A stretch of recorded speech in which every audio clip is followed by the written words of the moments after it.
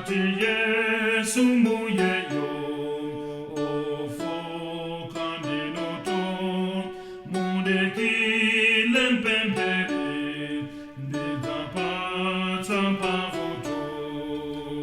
Yesu watani zamanda watu inendina ibabi watu ka inembo uyende valenoli zampavu zamuzi zomwezi sandotabi mtima wanga wotibi.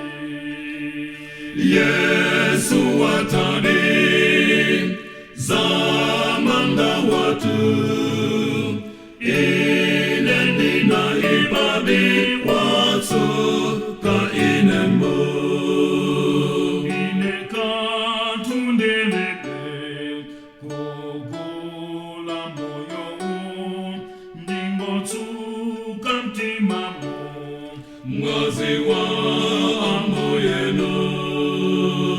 Yesu watani zamanda watu inendina ibabi watu ka inembo menendi fa inendi kumamba zemo utakwera komweko kumuona muyeyo.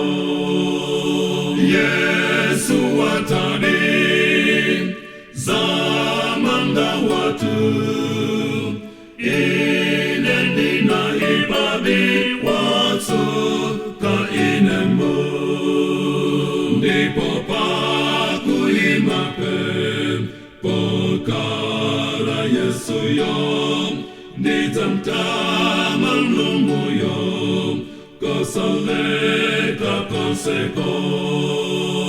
Yesu watani zamanda watu